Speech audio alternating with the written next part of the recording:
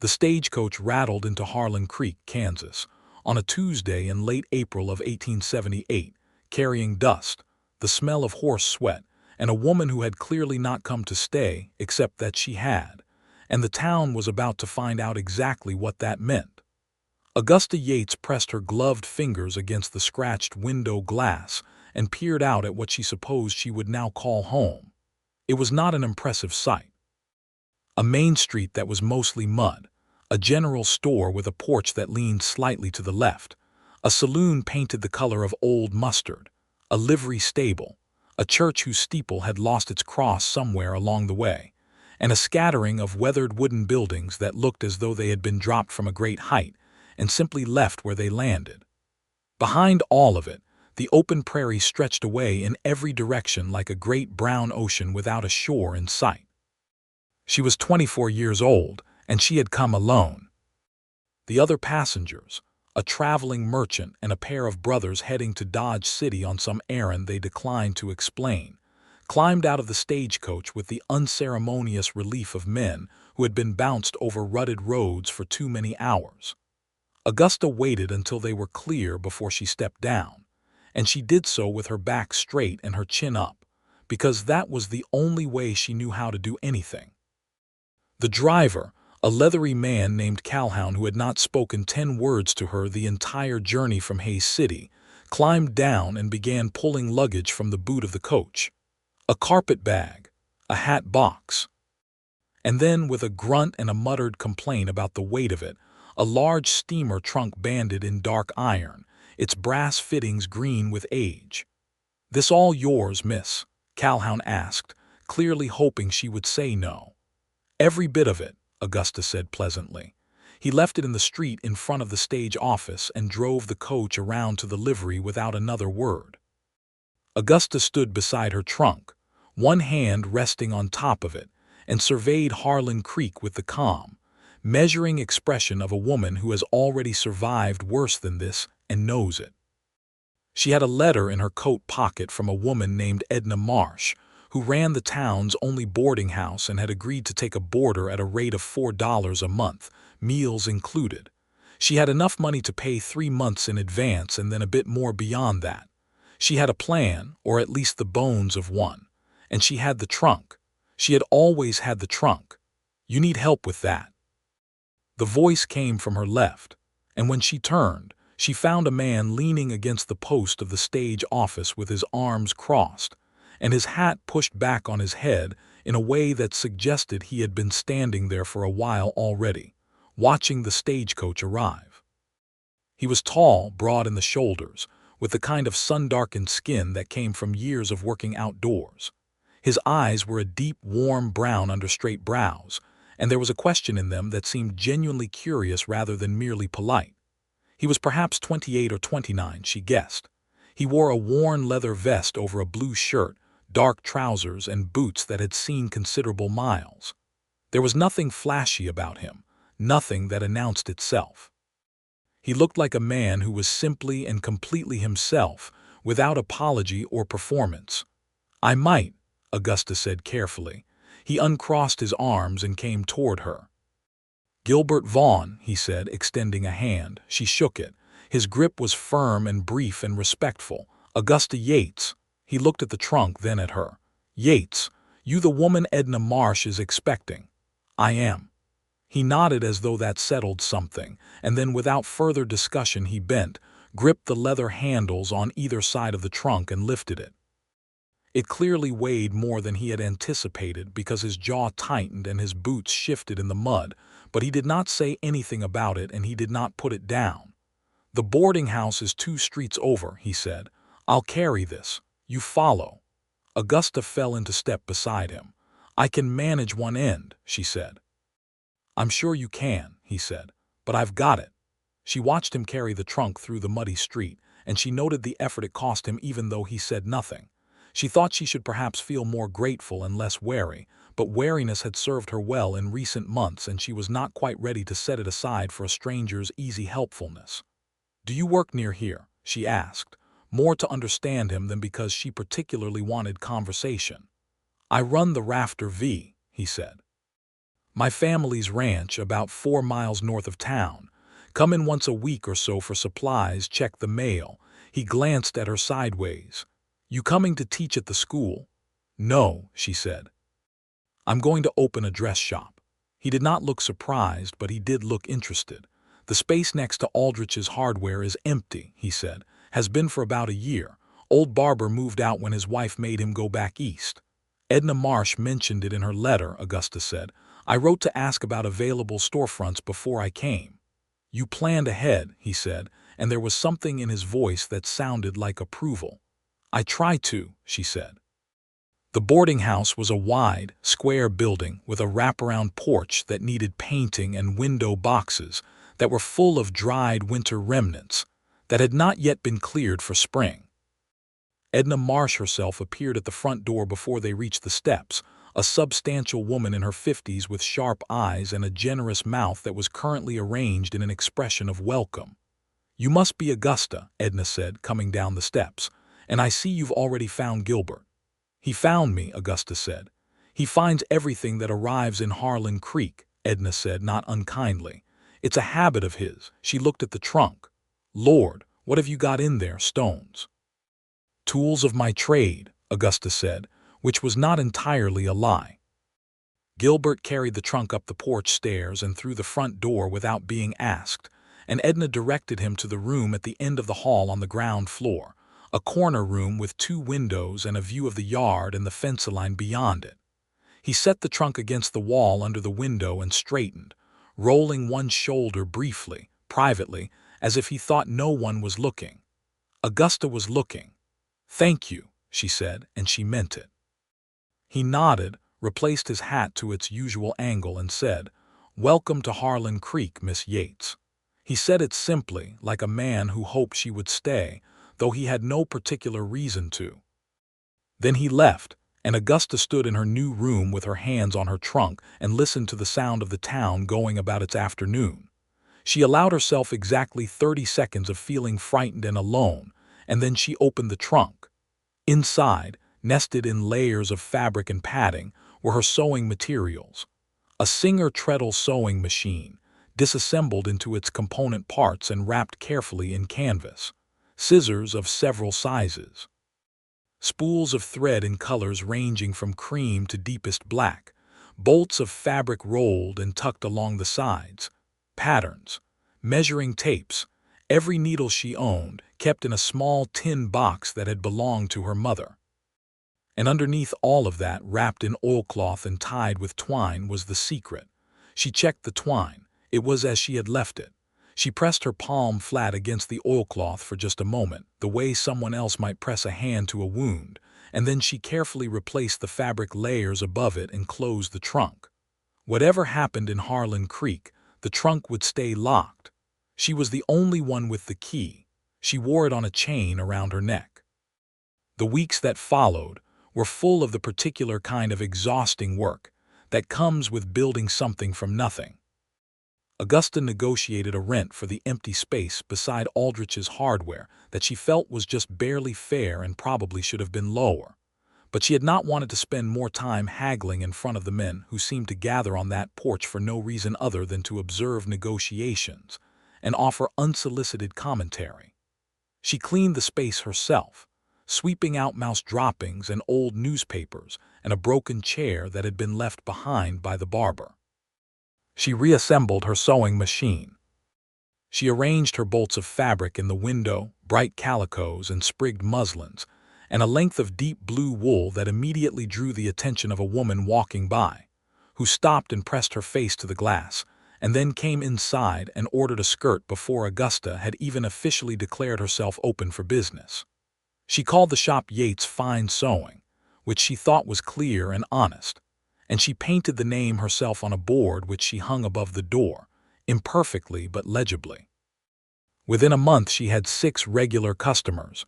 Within 2 months she had 12. The women of Harlan Creek wanted good dresses and had been making do with mail-order patterns and their own limited skills for long enough that they were genuinely grateful for someone who could give them something fitted and well-made and uniquely their own. Augusta was good with her hands and better with her eye for what suited a person, and she had the additional skill of making her customers feel beautiful while she worked, which was perhaps the most valuable thing she offered. She settled into a routine. She opened the shop in the mornings, worked through the afternoon, closed at 5, went home to Edna's for supper, and spent her evenings doing handwork by lamplight. On Sundays she attended church, not because she was particularly devout, but because it was a small town and attendance was noticed. She was careful. She was pleasant. She did not tell anyone anything she did not need to tell them. The trunk she kept under her bed, and she locked her room door every night with a key she kept on the same chain as the other one. She saw Gilbert Vaughn regularly, as it turned out, because a man who runs a ranch 4 miles from town comes in more than once a week regardless of what he tells himself. She noticed this pattern before she was willing to admit she was noticing it. He came for supplies on Tuesdays, as he had said, but she also saw him on Fridays, which he explained as feed delivery, and occasionally on Saturday afternoons, which he did not explain at all. Their interactions were brief and friendly and full of the careful courtesy of two people who are both interested and cautious in equal measure. He would stop outside her shop window and tip his hat. She would nod. Sometimes he came inside under the pretense of accompanying his neighbor's wife, a pleasant red-haired woman named Delphine Carmody, who was having a riding habit made. He would stand near the door with his hat in his hands and look at things he was not particularly interested in, while Augusta took Delphine's measurements and talked with her about sleeve length, and occasionally he would catch Augusta's eye, and she would see something there that she did not quite have a name for yet. It was at the end of May, on a warm Thursday evening, that the first real trouble came.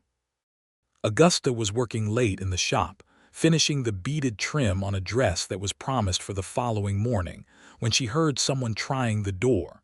She froze. The door was locked. She always locked the door after closing, and after a moment's rattling the sound stopped. She waited, her scissors in her hand, without having consciously picked them up. Then she heard footsteps retreating along the boardwalk. She told herself it was nothing, someone checking the wrong door in the dark. But the next morning, when she came to open the shop, she found that someone had been through the window at the back, the one with the loose latch she had been meaning to fix. Nothing was taken, but her things had been disturbed. The fabric bolts were slightly out of their order. The drawer under her cutting table had been opened. The pattern box had been moved. Someone had been looking for something. Augusta stood very still in the middle of her shop for a long moment, and then she went to check the back window's latch herself, forcing it closed as tightly as it would go, and she went about her day. But that evening she went back to Edna's early, and she checked the trunk, and the lock held, and the oilcloth-wrapped package was exactly where she had left it. She let out a slow breath. She should have felt relieved. Instead, she felt something that was closer to dread, because if someone had followed her to Harlan Creek was no longer as safe as she had hoped. She was standing in the yard behind the boarding house, staring at the darkening sky and working through what she knew and what she feared, when she heard boots on the ground behind her. "Evening," Gilbert said. She turned. He had one of his horses with him, a tall gray that he had apparently been walking from the livery. He looked at her face and his expression changed. "What happened?" he asked. She considered denying that anything had happened. She was very good at denying things had happened. But she was tired, and the sky was doing something beautiful with the last of the light, all pink and orange against the blue, and she had been alone with this for a very long time. "Someone got into my shop last night," she said. "Through the window." His expression went serious immediately. "Took anything?" "Nothing, but they looked through my things." He was quiet for a moment. The gray horse pushed at his shoulder with its nose, and he put a hand up automatically to settle it. "You have any idea who?" "Not for certain," she said, which was not exactly a lie. She watched him think. He had a deliberate quality to his thinking, she had noticed, a steadiness that was not slowness. He arrived at conclusions carefully rather than quickly, and he seemed to trust them once he got there. "I'll speak with Clem Purcell," he said. Clem Purcell was the closest thing Harlan Creek had to a lawman, a part-time deputy who was more useful in theory than in practice. And I'll fix that window latch for you tomorrow if you'll let me. I was going to fix it myself, she said. I know you were, he said, but I'll do it faster. She almost smiled. All right. He fixed the latch the next morning, and while he was working on it, he was quiet and companionable in a way that she found unexpectedly soothing. He did not ask her questions she did not want to answer. He did not offer opinions she did not want to hear. He simply fixed the latch, tested it 3 times, and then stood back and said, "That'll hold." "Thank you," she said, for the second time since she had arrived. It struck her that she had said those 2 words to him more sincerely than she had said them to anyone else in a long time. He looked at her for a moment, and she looked back, and neither of them said anything else about it. June arrived and brought with it heat and the particular energy of a frontier town settling into its summer rhythms. The cattlemen were busy. The trail drives north were in full swing, and Harlan Creek received some of the overflow of drivers and drovers who came through for supplies, whiskey, and a night's sleep in an actual bed. Augusta kept her shop door open in the heat and watched the town move from behind her work, and she made note of faces, a habit she could not seem to break. On the 3rd Saturday of June, a man she recognized came into town. She was standing in her shop doorway getting a breath of air when she saw him, and for one terrible moment all the blood left her face and she pressed herself back into the doorframe. He was a lean man in a dark coat, traveling on horseback, and he had a way of looking at a town when he entered it that reminded her of a dog sniffing the air for prey. His name was Harlan Boyce, and she had known him in St. Louis, and his being here was not a coincidence. She went inside and she did not come back to the doorway. She spent the rest of the afternoon working with all the focus she could manage, telling herself she might be wrong, knowing she was not. Harlan Boyce had something to do with the oilcloth package in her trunk, and with the person it had once belonged to, and with why she had left St. Louis in the first place. That evening, Gilbert came by the shop just as she was closing. He did not have his horse with him this time, and she got the impression he had walked over deliberately rather than incidentally. "You all right?" he asked. "Delphine said you looked pale this afternoon." Augusta locked the shop door. "I saw someone I recognized," she said carefully. "Someone from back east. I'm not sure why he's here." Gilbert's eyes were steady on her face. "Someone who troubles you," she considered how to answer that. "Someone I was hoping not to see again," she said finally. He was quiet for a moment and she could see him deciding not to push her. She appreciated that more than she could say. "You want to tell me about it?" he asked simply. "You don't have to, but I'm here if you do." She looked at him. He stood in the fading light of the June evening with his hat in his hand, looking at her with those steady brown eyes, and she felt something in her chest shift in a way that frightened her almost as much as Harlan Boyce did. "Not tonight," she said. "All right," he said. "Then let me walk you home." She let him walk her home. They walked along the main street and then up the quieter road toward the boarding house, and the evening was warm enough that the heat still rose from the earth in visible waves, and somewhere in the distance, a mockingbird was running through its repertoire with enthusiastic abandon. Gilbert did not try to fill the silence with talk, and she was grateful for it. Silence between them had become, over the weeks of their small regular interactions, a comfortable thing. She had not had many comfortable silences in her life, and she was beginning to understand how much she had missed them. At the gate of the boarding house he stopped and she stopped too, and they faced each other for a moment in the early dark. "Augusta," he said, and there was something in the way he said her name, careful and warm at the same time, that made her breath catch. "I don't know what's following you. But I want you to know that whatever it is, you're not alone here." She held his gaze. "You don't know me well enough to say that," she said. It was not unkind.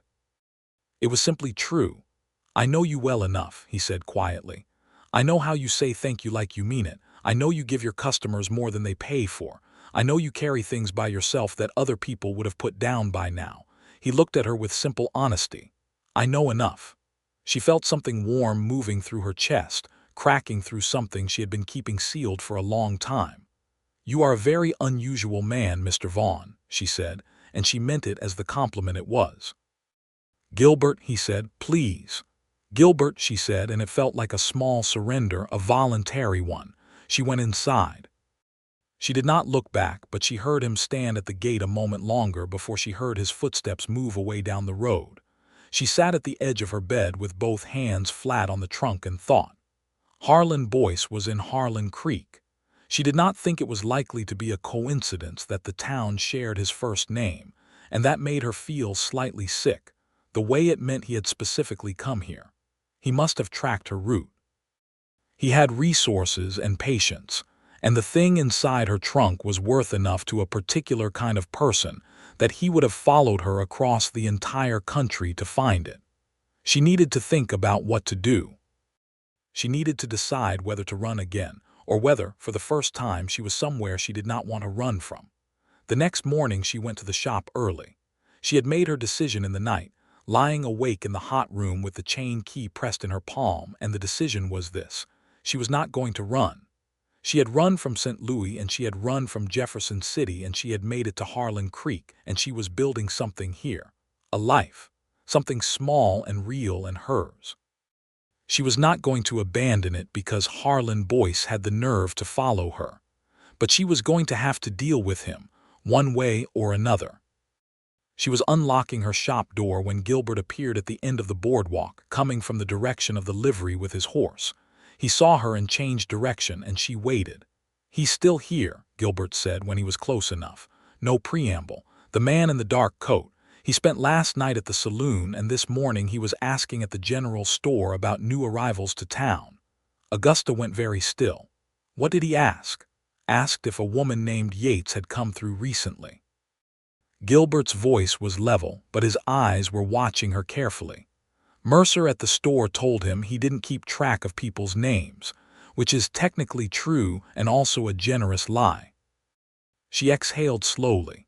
"Did you speak with Mercer?" "Afterward," Gilbert said. "He told me about it right away. You've made friends here, Augusta."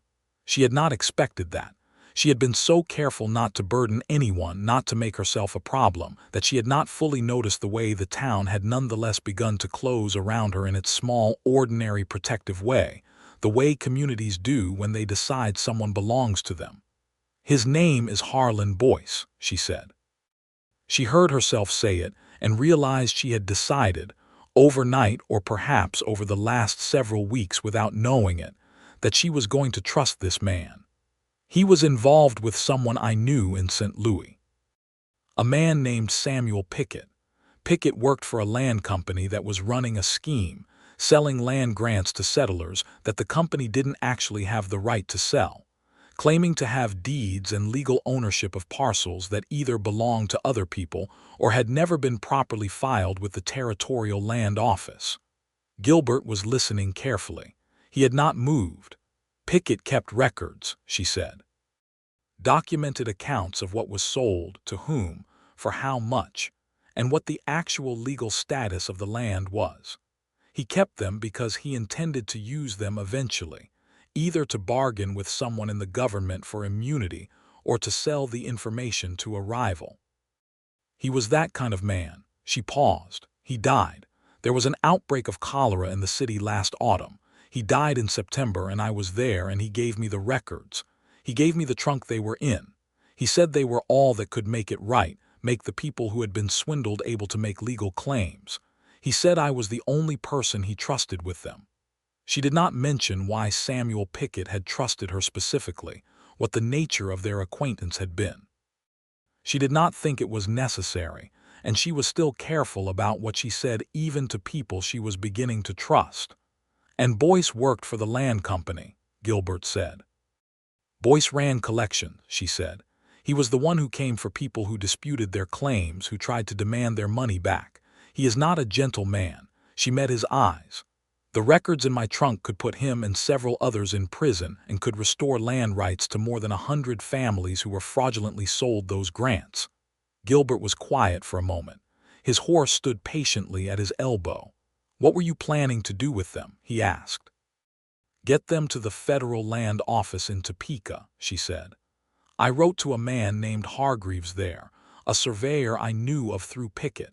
He agreed to receive them and ensure they went to the right people. I was waiting until I had enough money saved to make the trip safely. She looked at him with a directness that she hoped communicated the full weight of what she was saying. I have been waiting 3 months. I almost have enough. Gilbert looked at her for a long, steady moment. She saw something working behind his eyes, a decision being made. I have enough, he said. I'll front the travel cost. We can go to Topeka next week. I'm not taking your money, she said. You're not taking it, he said. I'm lending it. And the reason I'm lending it is because this matters, and because waiting another 2 or 3 months while Boyce is in this town asking questions is not a safe plan. His voice was matter of fact, but there was heat underneath it, the kind of quiet, contained heat that is more persuasive than anger. Those families who were cheated out of their land, they deserve to have those records delivered, and you deserve to be done carrying them alone. She swallowed. There was a tightness in her throat that she had not expected. Why are you doing this? She asked, not suspiciously. Genuinely, she needed to understand. He looked at her for a moment, and something honest and unguarded moved across his face. Because you're worth helping, he said, and because I think you already know that. I think you've just been waiting to believe it. She looked away because looking at him directly while he said things like that was more than she could manage. All right, she said finally. Next week. He nodded. Keep the trunk where it is, keep the key where it is, and don't change your routine. If Boyce thinks he's got time, he's more likely to wait. He paused. I'll make some arrangements. She did not ask what arrangements. She found to her own slight surprise that she trusted him to make good ones. The week that followed was one of the more peculiar weeks of Augusta's life, in that it was outwardly entirely ordinary. She sewed dresses. She ate Edna's suppers. She attended Sunday service. While underneath all of it, she was very quietly preparing to do something that could land Harlan Boyce in federal prison and untangle a web of land fraud that had displaced more families than she liked to think about. She kept her face and her manner exactly the same as they had been. She sewed a beautiful blue calico dress for Delphine Carmody. She hemmed 3 pairs of trousers for a farmer named Gebhardt who wanted them done before he went to Dodge. She took an order for a wedding dress from a girl named Nell Aldrich who was marrying a surveyor in August. She also watched Harlan Boyce, when she could do so without being noticed. He was staying at the boarding room above the saloon. He ate his meals at the restaurant and asked questions at the various businesses in town, with the careful, patient manner of a man who was absolutely certain he was in the right place and was simply waiting for confirmation. He had not yet found anything confirming, which she knew because he had not come to her shop, and she thought that if he had been certain, he would have come by now. She was terrified of him, but she would not let herself show it. Gilbert came by the shop on Wednesday afternoon, ostensibly because he had promised to deliver a bolt of canvas to the hardware next door, and he stopped in her doorway. Saturday morning, he said, quietly enough that Delphine, who was in for a fitting, could not hear him clearly across the room. There's a supply wagon going to Newton, and the driver owes me a favor. He'll take the trunk as freight and you as a passenger. From Newton we can take the train to Topeka. I've written to Hargreaves, said to expect us. You wrote to Hargreaves, she said, surprised. Thought it was wise to let him know you were coming rather than arriving unannounced with that trunk, he said with an expression that was very close to a smile. She felt something warm move through her. You've been busy, she said. I've been useful, I hope, he corrected. The supply wagon left Saturday morning at first light, before most of Harlan Creek was awake. Augusta had told Edna Marsh only that she needed to go to Topeka on business and would be back within 10 days. Edna had looked at her with the knowing eyes of a woman who understood more than she said, and told her to be careful, and pressed a brown paper packet of ginger snaps into her hands for the journey. Gilbert was at the livery when she arrived with her trunk, and between the two of them they loaded it onto the wagon bed, where it sat solidly among crates of hardware supplies and grain sacks. The driver, a capable, taciturn man named Obadiah, asked no questions and required only that they be ready to move when he was, which they were. They rode out of Harlan Creek in the cool early morning with the prairie spreading around them gold and gray in the pre-dawn light, and Augusta breathed slowly and tried to feel more settled than she was. "Tell me about the ranch," she said, after they had been traveling for perhaps half an hour in silence. Gilbert looked at her, slightly surprised, as though he had not expected her to initiate conversation. She noted that the surprise was quickly followed by warmth. "My grandfather started it in the 1850s, he said. "Before Kansas was even a state. My father built it up after the war. It's about 3,000 acres, mainly cattle, some horses. I've been running it since my father died 4 years ago." He paused. "It's a good piece of land. Hard work, but good." "Do you have family there besides yourself?" "My sister, Cecilia, came back last year. Her husband died and she came home. She's got her son with her, my nephew Henry, who is 4 years old and extremely sure of himself." There was unmistakable affection in his voice. "And there's a cook named Pio who has worked on the ranch since before I was born, and a handful of hands." "It sounds like a full house," she said. "Could be fuller," he said quietly, and then seemed to decide that was too much to say and looked away at the prairie. She thought about it anyway.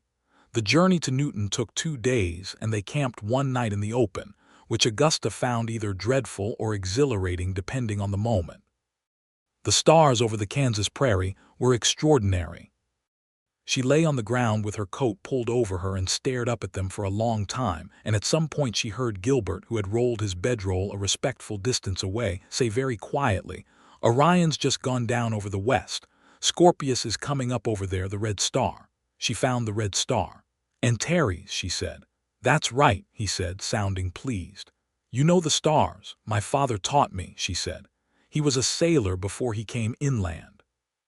"I didn't know you had a father who was a sailor," Gilbert said. It sounded slightly like wonder, as though he found every small thing he learned about her interesting. "There's a great deal you don't know about me," she said, not unkindly. "I know," he said. "I'm patient." She was quiet. Above her the stars moved in their vast, slow arc. "He died when I was 16, she said. "My mother 2 years before that. I went to St. Louis to live with an aunt who didn't particularly want me there, and I learned to sew because it was something I could do for myself." She paused. "That's the short version. You can tell me the long version sometime," he said. "When you want to." She closed her eyes and let herself fall asleep. Newton was a cattle town that was louder and less settled than Harlan Creek, and they did not linger. They unloaded the trunk at the station with Obadiah's help, saw him off on his return journey with Augusta's sincere thanks and Gilbert's money for his trouble, and arranged for the trunk to travel in the baggage car of the morning train to Topeka.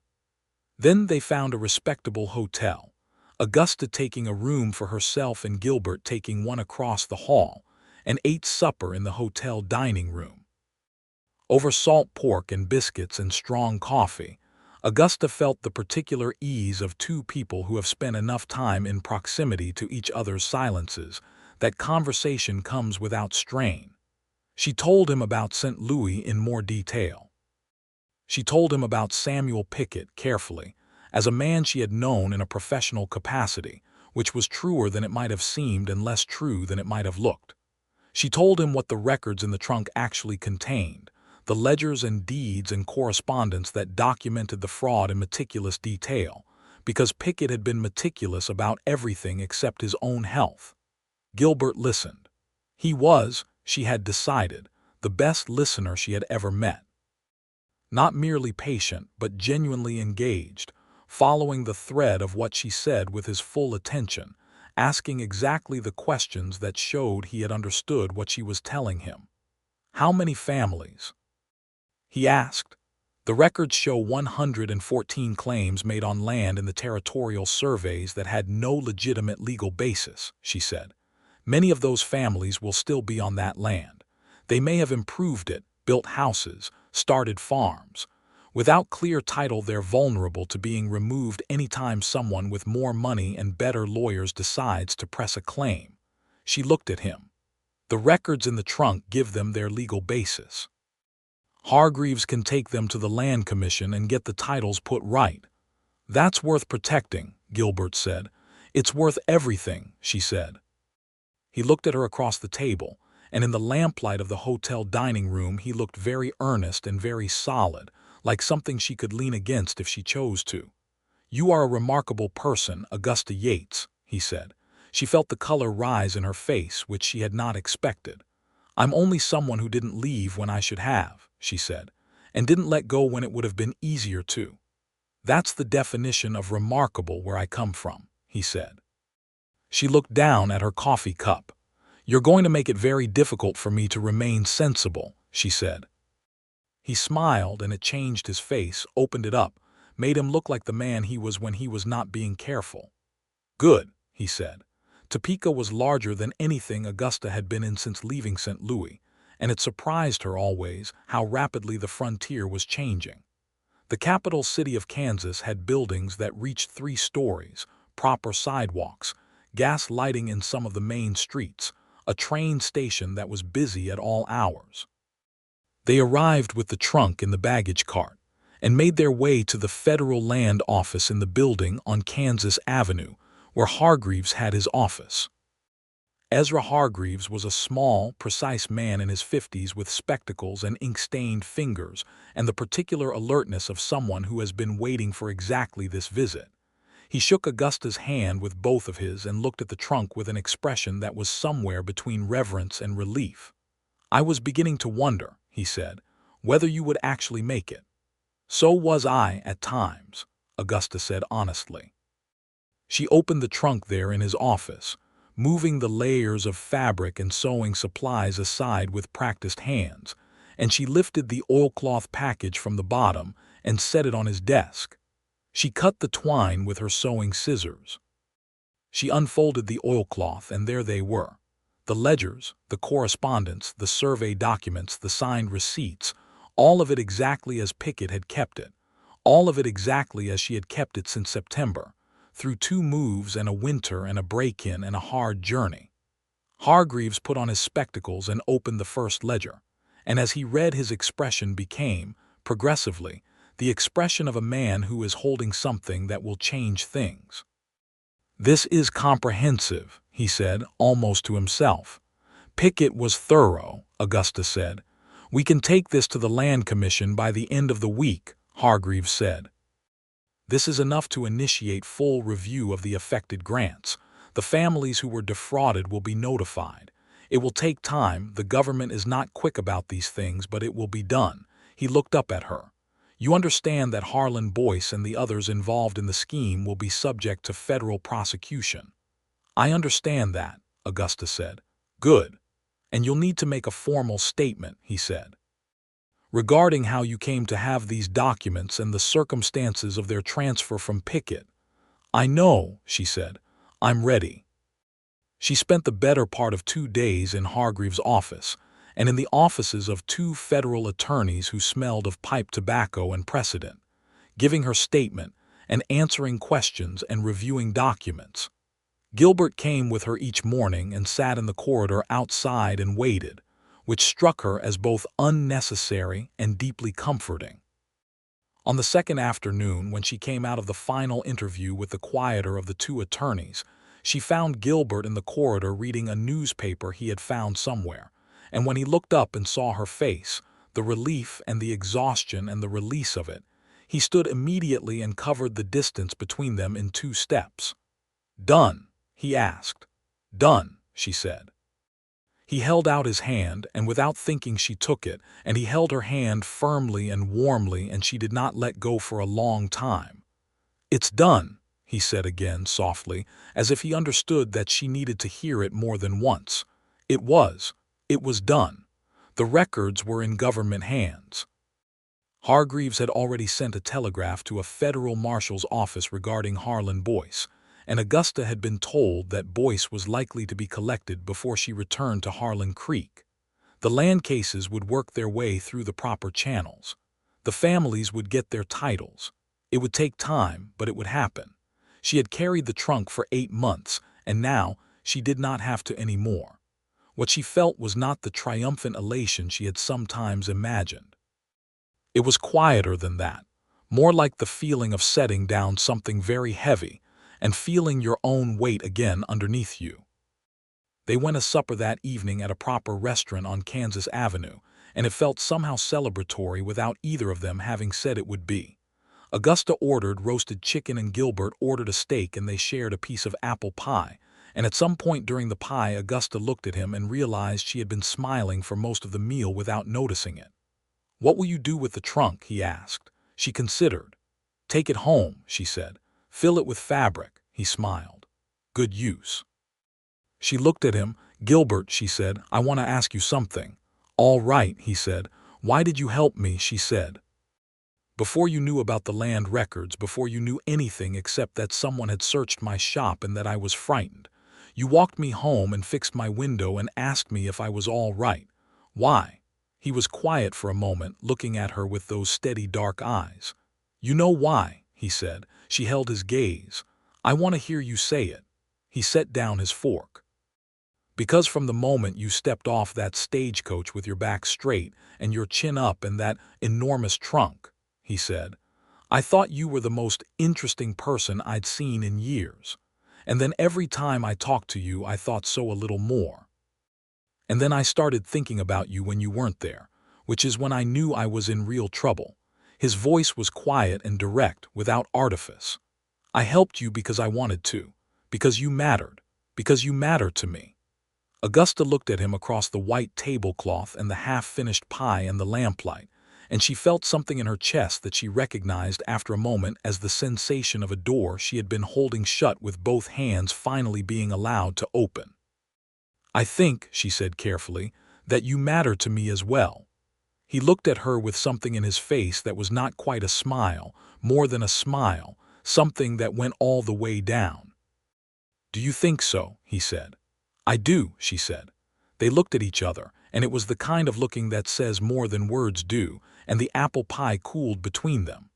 On the train back to Newton the following morning, they sat side by side and the Kansas landscape rolled past the window in all its flat, enormous, golden summer beauty, and Augusta felt something she had not felt in so long she had almost forgotten what it was.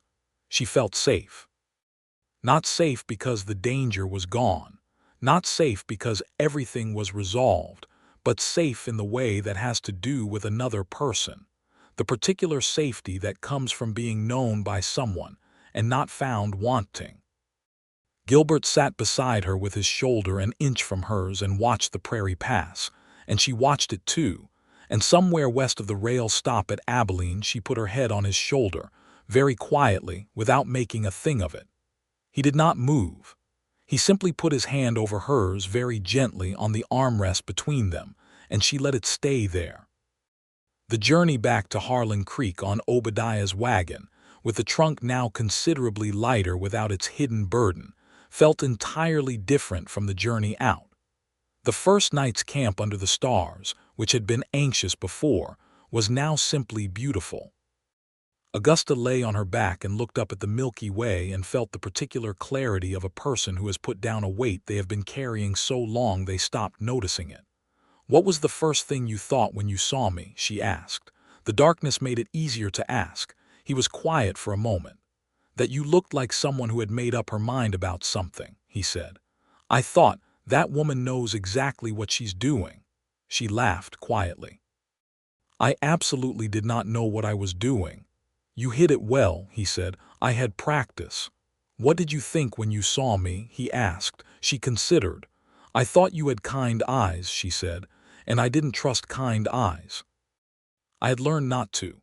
"Do you trust them now?" he asked. "Yours," she said. "Yes." The silence after that was very warm. They arrived back in Harlan Creek on a Friday afternoon, and the town received them without particular fanfare, which was exactly right. Obadiah drove his wagon to the livery, Augusta climbed down and stretched her back, and Gilbert handed her the trunk's leather handles with an expression that now seemed to have a permanent undertone of warmth when he looked at her. Edna Marsh was on the porch of the boarding house when Augusta came up the road, and she came down the steps with the particular focus of a woman who has been waiting for news. "Well," she said. "It's done," Augusta said. Edna looked at her for a moment, looked at Gilbert who had accompanied her, looked at the trunk which was being carried between them. They were each holding one side, which had become, without discussion, the arrangement, and put a hand on Augusta's arm briefly. "Good," she said. "Come have supper, both of you." A telegram arrived the following Tuesday. Harlan Boyce had been taken into federal custody in Topeka, where he had followed the trail of information he'd gathered toward the federal land office too slowly by 2 days. The Land Commission would begin formal review of the affected grants. The federal attorneys handling the case had formally accepted Augusta's testimony and thanked her for her service to the administration of proper land law in the territory of Kansas. Augusta read the telegram at her cutting table, and then she set it down and sat very still for a moment. And then she got up and went back to work on Nell Aldrich's wedding dress, because there was work to be done, and she was a person who did her work. That evening Gilbert came by the shop and she showed him the telegram, and he read it and handed it back, and she thought he might say something large and momentous to mark the occasion. Instead he said, "I've been meaning to ask you something." "What?" she said. "Would you come out to the ranch on Sunday?" he said. "Cecilia has been wanting to meet you, and Henry has been asking his uncle about the lady who sews things because Delphine told him, and apparently a 4-year-old finds that very interesting." She felt warmth move through her. "A 4-year-old's invitation is hard to refuse," she said. "I'm hoping it is," he said. She went to the Rafter V on Sunday, riding out with Gilbert in the early morning when the air was still cool and the grass was still silver with dew. The ranch, when it appeared on the flat horizon, was larger than she had imagined, a collection of buildings that spoke of several decades of work and care. A main house with a wide porch, a bunkhouse, a large barn, corrals, and outbuildings in various states of repair or improvement. The land around it was good land. She could see that even with no particular farming knowledge, land that had been cared for and worked carefully over years. Cecilia came out to meet them. She was a few years older than Augusta, with the same dark brown eyes as her brother and a directness in her manner that was immediately appealing. She looked at Augusta and said, "I've been hearing about you for 2 months. It's very good to finally know what you look like."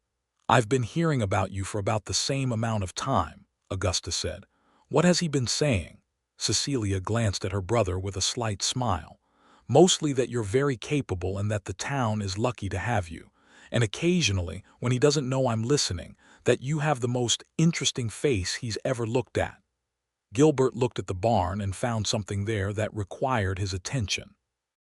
Henry, who was indeed 4 and very sure of himself, appeared from around the corner of the porch and examined Augusta with the frank, complete assessment that only small children can get away with. He had red gold curls and a smear of what appeared to be jam on his chin. "Are you the lady who sews things?" he asked. "I am," she said. "Can you sew a horse?" he asked. "I've never tried," she said, "but I'm willing to attempt it."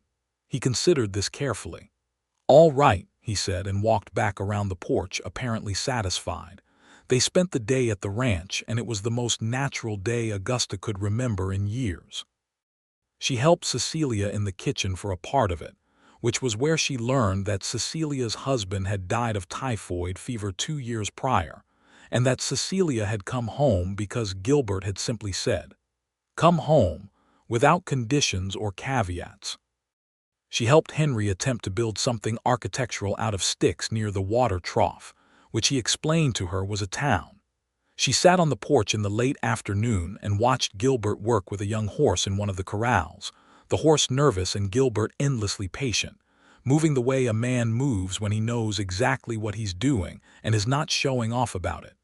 Cecilia came and sat beside her on the porch and also watched the corral.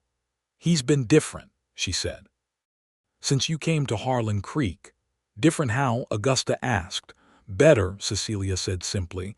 Less alone, she glanced at Augusta. "He has a good heart. He sometimes forgets to think about himself, to want things for himself.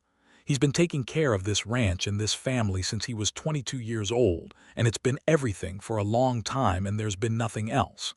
Augusta looked at Gilbert in the corral, working steadily with the young horse, his voice low and reassuring from across the yard. He deserves things for himself, she said quietly. He does, Cecilia said. I'm very glad you think so. The summer moved forward. Augusta grew into Harlan Creek, the way a plant grows into new soil, finding purchase in the community, understanding its rhythms, becoming part of them. She expanded the shop, taking on a young woman named Mabel Fitch as an apprentice, which meant she could take more orders and complete them faster, and also had company during the long afternoons. She started a small savings account at the bank, a modest but real one, and watched it grow slowly. She repaired the window boxes on the boarding house for Edna as a thank you for the ginger snaps, and planted something in them that was actually alive. And she spent time with Gilbert, which became, as summer moved toward fall, the part of each week she looked forward to most. They rode together on Sunday mornings when the weather was good. They had supper at the hotel sometimes, or at Edna's table, and talked about everything. The ranch, the shop, the state of Kansas politics, a book she was reading, a problem he was having with the east fence line, what he remembered about his father and what she remembered about hers. She went back to the Rafter V several times, and the distance between the ranch and town began to feel less like a distance and more like a path. He kissed her for the first time on the last evening of September, when the light had gone gold, and orange and the air had the first real cold edge of autumn in it. They were standing by her gate after walking back from the hotel, and he stopped and looked at her in that direct, certain way he had and said, "May I?" with the same deliberate courtesy he brought to everything. "You may," she said. It was not a complicated kiss. It was simple and warm and real, and it lasted exactly long enough to make everything clear. When they separated, she looked at him and he looked at her, and neither of them said anything for a moment. "I should have asked sooner," he said. "You asked at exactly the right time," she said. He looked at her with that fully open, unguarded expression she was still learning to receive. "Augusta," he said, "I am completely in love with you." She felt something expand in her chest, something that had been waiting for enough room. "I know," she said. "I am completely in love with you too." He smiled then, and it was the fullest, most genuine smile she had ever seen on his face, and she thought she would like to be the reason for it as often as she could be. The autumn brought with it the kind of contentment that comes with a life that is working, not easily, not without effort, but well, in all the ways that matter. Augusta was busy with her shop. Fall brought orders for winter dresses and coats, and the particular demand that comes from women who have been looking at the same wardrobe all summer and want something new for the season. Nell Aldrich's wedding dress was finished and delivered, and Nell was married to her surveyor in the church with the missing cross on a bright October afternoon, and Augusta sat in the pew and felt a private kind of happiness at the dress, at the fit of it, at the way it made Nell look like herself, but more so. Gilbert began coming into town every day, which neither of them pretended was about ranch business any longer. He would sit in her shop sometimes while she sewed, reading or talking or simply keeping her company, and she found she did not need the silence to be useful the way she once had. His presence was useful in itself. He took her to see the full ranch properly in October, all 3,000 acres of it, riding out to the farthest corners where the land crested into shallow hills and the grass was deep and late-season golden. He showed her the spring that had been the original reason his grandfather had chosen this particular piece of ground. He showed her the line of cottonwoods along the creek that turned brilliant yellow in the fall. He showed her the view from the highest point of the property where you could see the whole sweep of the prairie south and west, 50 miles of it, enormous and beautiful and completely itself. She understood why he loved it. "I've been thinking," he said when they were sitting on that high point with their horses grazing below them, "about what I want." And she said, "I want this," he said simply. "All of it, the ranch, Harlan Creek, and I want you in it. I want you to be the person I come home to." He paused and looked at her with his steady, honest eyes. "I want to ask you to marry me, Augusta. But I want to do it right, and not in a rush. And I want you to know first that it doesn't have to mean giving up the shop or Harlan Creek or any part of the life you've built. It means adding to it if you want it. She looked at him for a long time. She thought about the woman who had stepped off a stagecoach 7 months ago with a trunk and a secret, and nothing else except the determination to make something work. She thought about the shop and Mabel and Edna Marsh's ginger snaps and Henry's stick town and Cecilia's directness and the stars over the prairie, and a man who had fixed her window latch and asked if he could carry her trunk and walked her home in the dark and said, "You are not alone here," before he had any reason to say it. "Ask me right," she said. He turned to face her fully, and he looked very serious and very earnest and entirely himself. "Augusta Yates," he said, "will you marry me?" "Yes," she said. "Gilbert Vaughn, I will marry you." He closed his eyes briefly, like someone absorbing good news they were not certain would come, and then he opened them and looked at her with the kind of happiness that does not need to announce itself. She leaned in and kissed him there on the high point of the rafter V, with the golden prairie stretching away in every direction and the October sky enormous above them, and it felt, she thought, like arriving, not at the end of something but at the beginning. They were married in December, the week before Christmas, in the Harlan Creek church, which by now had its cross back on the steeple, repaired by Obadiah the wagon driver, who had turned out to have carpenter skills, as a gift to the town. The minister, a young man named Fletcher who was newer to Harlan Creek than Augusta herself, performed the ceremony with genuine warmth and only a few minor stumbles over his prayer book. Cecilia stood as Augusta's witness and was very dignified about it, except for a moment near the end when she wiped her eyes with her handkerchief and looked away, and then looked back as though daring anyone to mention it. Henry stood beside his mother in a small suit that Augusta had made specifically for the occasion, and he was enormously proud of himself.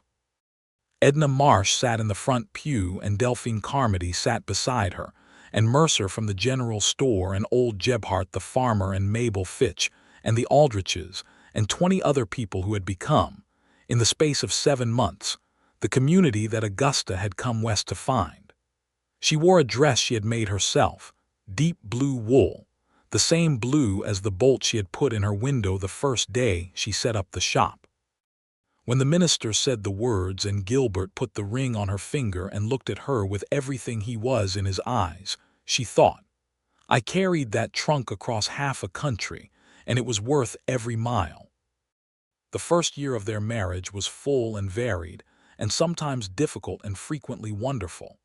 Augusta kept the shop, as they had agreed, riding into town from the ranch 3 days a week and leaving Mabel in charge on the other days. Mabel had turned out to be genuinely talented, with a particular gift for embroidery that Augusta had noticed and encouraged, and the shop became increasingly known for its handwork in addition to its dressmaking. There was talk, pleasant and unhurried, of expanding the space. Living at the Rafter V was different from the boarding house in every way she had expected, and many ways she had not. The mornings were earlier and the work was more physical, and the landscape was enormous and present in a way it was not when you lived in town. She learned things she had not known: how to read the sky for weather, what it meant when a particular horse was behaving in a particular way, the names of the different grasses in the pasture, the rhythms of a ranch year. Gilbert taught her things without making her feel as though she needed teaching, which was a skill she appreciated. She taught him things, too, without intending to. He learned to help with the hem of a dress when she was pressed for time, something he bore with great stoic dignity, while Cecilia found it endlessly entertaining. He learned what she liked to eat and what she didn't. He learned that she woke early and needed quiet for the first half hour of the morning, and he arranged his own morning around that without comment. In March, Hargreaves wrote from Topeka to say that the Land Commission review was proceeding, and that the first 18 families whose fraudulent grants had been identified had been formally notified, and the process of issuing corrected titles had begun. The federal case against Harlan Boyce and 2 other principals of the land company had resulted in indictments, and the trial was scheduled for autumn. Augusta would need to travel to Topeka to give testimony, which she did in September, with Gilbert beside her in the corridor again, with a different newspaper and the same steadiness. Boyce was convicted in October. The judge sentenced him to 8 years in federal prison. Augusta heard the verdict in a letter from the federal attorney and read it at her cutting table with Mabel beside her, and Mabel asked what it meant, and she said, "It means some people are getting their land back." Mabel nodded, as though that was exactly the answer she had expected, and went back to her embroidery. By the following spring, 63 of the 114 affected families had received corrected titles. The others were in various stages of review. Hargreaves wrote that the process would be entirely complete within 2 or 3 years, and that the commission was using the picket records as a model for how such evidence should be organized and preserved. He said this with what Augusta recognized as an administrative compliment, which she accepted with appropriate modesty. The trunk, meanwhile, had been exactly where she had said it would be. It lived at the foot of the bed she shared with Gilbert, and it was full of fabric. Bolts of calico and sprigged muslin and wool and cotton lawn. A length of cream silk she had ordered from a catalog for the commission she was expecting. Thread in every color, considerably multiplied since her arrival. Her mother's needle tin. Scissors, patterns, measuring tapes, the tools of a trade she loved. The iron lock was still there. She still had the key, though she kept it now in the top drawer of her dresser instead of around her neck. Old habits changed slowly, and she thought that was fine. In the second year of their marriage, Augusta discovered she was pregnant in the early summer, and she told Gilbert on a Thursday evening while they were sitting on the ranch house porch watching the sun go down over the prairie. She had thought she might be nervous about telling him, but when the moment came, she was simply glad. He looked at her when she told him, and then he looked away at the prairie, and then he looked back, and she saw in his face something she had never seen there before, something deep and quiet and so full it had no words for itself. "Are you all right?" he said. "Are you feeling all right?" "I'm perfectly well," she said. "A little tired in the mornings, but well." He reached over and took her hand. He held it without speaking for a while, and she let him, because she understood that sometimes what a person feels is too large for immediate language. "I'm very happy," he said finally. "So am I," she said. Cecilia's reaction was considerably more immediate and involved a significant amount of exclaiming and hugging, and the immediate production of opinions about what the nursery should look like, all of which Augusta received with good humor. Henry, when told he was going to have a cousin, asked whether it would be a horse. Augusta said it would not. He said that was too bad and went back to his stick town, which had expanded considerably since Augusta had first admired it, and now incorporated a wooden saloon that Gilbert had constructed for him as a birthday present. The baby arrived in late February of 1881, after a long night that Augusta spent being steadier than she felt, and Gilbert spent in the hallway outside the bedroom being less steady than he would have admitted to. He was a boy, strong-lunged and dark-haired, and when they laid him in Augusta's arms, she looked at him and felt something so enormous she could not contain it, only receive it. Gilbert came in and sat on the edge of the bed and looked at his son with the expression of a man who has just had the floor of the world redone in gold. "He looks like you," Augusta said. "He looks like himself," Gilbert said, "which I think is the right way." They named him James for Augusta's father, who had been a sailor and had taught her the names of the stars.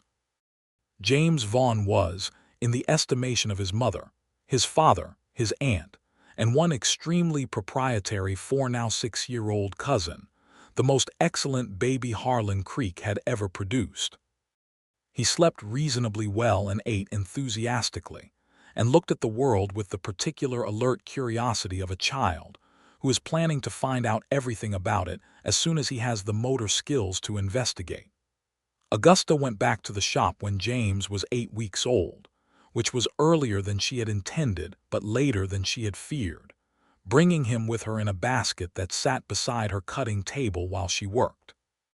Mabel took to him immediately and with rather more confidence than Augusta expected, which she recognized after a moment was because Mabel was the oldest of 7 siblings and understood babies as a naturally occurring phenomenon. The shop continued to grow. By the spring of 1881, they had expanded into the adjacent space, which had become available when Aldrich's son took over the hardware and moved it to a larger building at the end of the street. The new space allowed Augusta to take on a second apprentice, a girl named Clara who could do plain sewing with good speed, and to create a small sitting area for customers with a curtained dressing area in the back. Mabel's embroidery had become well enough known that women came from Dodge City and occasionally from as far as Wichita to commission work. Augusta had not expected that, but she was glad of it. One afternoon in the summer, Hargreaves arrived in Harlan Creek. He came in on the stage, which arrived on a Tuesday as it always had, and he came to the shop directly, which Augusta found unexpectedly touching. He stood in the doorway with his hat in hand and looked around at the expanded space and the bolts of fabric and the two apprentices working and Augusta at her table with James in his basket beside her and a measuring tape around her neck. "I wanted to bring you the final numbers myself," he said. "All 114 families have been formally notified. 97 have successfully completed the title correction process. The remaining 17 have complications unrelated to the original fraud, deaths, relocations, that sort of thing, but the office is working through each one individually. They will all be resolved." He paused. "And the records you preserved have been formally cited in 2 subsequent land commission proceedings in the territories. The organizing method Pickett used has been adopted as standard for evidence filing." Augusta looked at him. "That's a good outcome," she said. "It is an excellent outcome," he said, "because of what you carried and where you carried it." She thought of the trunk under the bed at the ranch, full of fabric, with the iron lock and the key in the top drawer. She thought of the woman who had gripped the leather handles of that trunk in a muddy Main Street in April of 1878, nearly 3 years ago now, with her back straight and her chin up and everything she was about to do still ahead of her. "I had help," she said, and she meant it. That evening at supper she told Gilbert about Hargreaves' visit.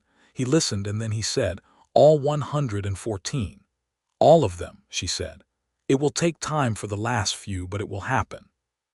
He looked at her across the supper table in the kitchen of the ranch house where they had eaten 100 suppers together now, with James in his chair doing something industrious with his spoon and Cecilia passing the bread and the evening light coming through the window. "Samuel Pickett chose well," Gilbert said quietly. "He did," she said, "though I doubt he knew it at the time." He smiled at her. It was the smile she had first seen fully on the high point of the rafter V, the one that had all of him in it. She had seen it thousands of times since then, and it had not diminished. "Augusta Vaughn," he said. "Gilbert Vaughn," she said. James banged his spoon with enthusiasm. The years settled into themselves the way good years do, with the particular weight of things that are working. The ranch grew steadily. Gilbert expanded the cattle operation and brought in a better bloodline for the horses, which became a secondary business that suited the Rafter V land well. He hired 2 permanent hands who had been working on seasonal crews and turned out to be reliable and decent, men who stayed and became part of the rhythm of the ranch. The east fence that he had mentioned to Augusta in that early, careful conversation was properly repaired and improved and stopped being a problem. Augusta's shop became one of the fixtures of Harlan Creek in the way that essential places do, the kind of place a town cannot quite imagine having been without. She trained Mabel thoroughly enough that Mabel could manage the full operation on the days Augusta was at the ranch, and Augusta let her do it because she trusted her and because it was right. Mabel eventually took on her own set of regular customers and built her own particular following for the embroidery work, and the shop they ran together was considerably more than either of them could have been alone. Henry grew from a 4-year-old with jam on his chin to a serious-minded boy of 7 who had opinions about horses and geography and the construction of things, opinions which he shared readily and without apology. Cecilia began, tentatively, to correspond with a widower from Newton who had come to Harlan Creek on business and met her during one of his visits, a quiet, steady man named Edmund who had 2 daughters and a cattle operation of his own. Augusta watched this unfold from a comfortable distance and said nothing except, when Cecilia asked, that Edmund seemed like a good man, which he did. In the autumn of 1882, Augusta discovered she was pregnant again. She told Gilbert at the same hour and from the same porch chair as the first time, because the evening light was doing the same beautiful thing over the prairie and it felt right. He looked at her with the same expression as before, deep and quiet and full, and then he said, "Is James going to share his spoon?" She laughed, which was exactly what he had intended. This baby was a girl, arriving in June of 1883 in the easier and more confident delivery of a second child. She had Augusta's coloring and her father's eyes, and James, who was 2.5 and had opinions about everything, looked at her with intense 2-year-old scrutiny and then said, "She can have my spoon." They named her Alina, for no particular named person but for the sound of it, which they both liked, and she grew immediately into herself in the way second children sometimes do, certain and unhurried. James, who would grow to be quietly brilliant and interested in everything, who would eventually study law in Topeka and return to Harlan Creek to practice it, began at the age of 3 to ask questions about the trunk under his parents' bed. It was a particularly fine piece of furniture to a small person, heavy and iron-banded and important-looking. Augusta told him, as simply as she could for a 3-year-old, that it had once held something very important that had helped many people, and that now it held cloth which was also important. He thought about this for a moment, then said, "Can I see the cloth?" She opened the trunk and showed him the fabric, the calicos and muslins, the deep blue wool, the cream silk, the lengths of cotton in every pattern and color. He ran his small hands over them with the careful, interested attention that was already so characteristic of him. "What do you do with it?" he asked. "I make things," she said. "Dresses, shirts, coats, things people need and things that make people feel like themselves." He considered. "I want to make something," he said. She got out her smallest pair of scissors and let him cut a straight line in a piece of muslin she could spare, guiding his hands, and he was very serious about it, as he was serious about everything he decided to care about. Gilbert stood in the doorway of the bedroom watching this, and she caught his eye over James's head, and he had that look, the gold floor look, the one that still made something move in her chest when she saw it. In the spring of 1884, Cecilia married Edmund the widower from Newton. The wedding was at the ranch in the yard because the afternoon was beautiful, and the porch was covered in the wildflowers that Augusta and Alina, who was not quite a year old, had spent a morning picking from the pasture. Henry was Edmund's best man, which he took very seriously, and James was given the important task of holding the ribbon that marked the wedding area, which he also took very seriously, because he took everything seriously.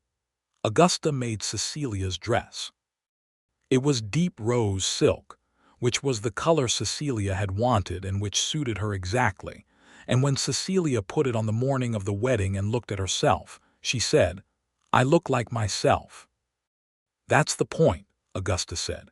After the ceremony, which was small and warm and full of genuine feeling, Augusta and Gilbert sat together on the porch steps while the small gathering talked and ate and the children ran circuits of the yard, and the June evening was long and golden around them. "Your sister looks happy," Augusta said. "She does," Gilbert said. "She deserves it." He had his arm around her, which had become the natural position, the one that felt incomplete without. She leaned into his side and watched the yard and felt the full, settled weight of a life that had become, through effort and luck and love and the carrying of a heavy trunk for a very long time, exactly what she had wanted without having known exactly what she wanted. "Do you remember the day I arrived?" she said. "Tuesday," he said. "Late April, 1878. Stagecoach from Hayes. You had a carpet bag, a hat box, and a trunk that weighed approximately as much as a mule." She smiled. "And you offered to help." "I always offered to help," he said. "You were the first person I actually wanted to help." "Why?" she said, not because she did not know the answer, but because she liked hearing him give it. Because you looked like someone who needed help and would never ask for it, he said. Which is the most interesting kind of person? She looked at him. You were right, she said. On both counts. I usually am, he said. Don't overdo it, she said. He laughed and she laughed, and the evening around them was full of the sounds of the people they loved being happy, and the prairie stretched away in every direction, golden and enormous and entirely itself. James, running past, caught his boot on a stone and went down and came up immediately with the dignity of a 2.5-year-old who has decided not to cry, inspecting the palms of his hands with great seriousness. Gilbert was up and at him in a moment, crouching down to his level, checking his hands, and she watched her husband with their son and felt the thing that never got smaller, the thing that had grown from a shared window latch and a walk through muddy streets into all of this, and she thought, I would carry the trunk again. I would carry it 1,000 miles.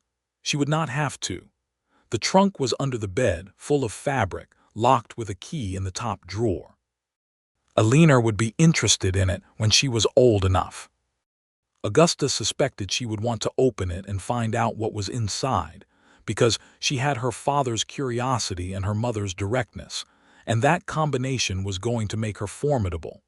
She suspected Alina would grow up to do something that surprised everyone in the best possible way. James would make things precise and fair. Alina would make things happen. And the shop would continue, with Mabel's embroidery in the window and Clara's plain sewing, and the measuring tape around Augusta's neck, and the particular satisfaction of making something well, and watching someone put it on and look like exactly who they were.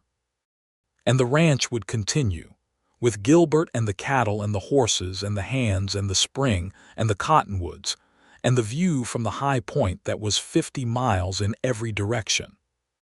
And on Tuesday afternoons, which Augusta had declared her town day, she would ride in from the ranch and open the shop and see her customers and talk with Edna Marsh and walk the main street of Harlan Creek, which was no longer mud but had proper gravel surfacing now, progress being the nature of things, and she would feel with every step that she was in the right place. She had known that since the beginning, she thought. Since the stagecoach and the mud street and the man with kind eyes who asked if she needed help with her trunk. She had known it then, and she knew it now, and the knowing was not something that diminished with familiarity. It was something that grew.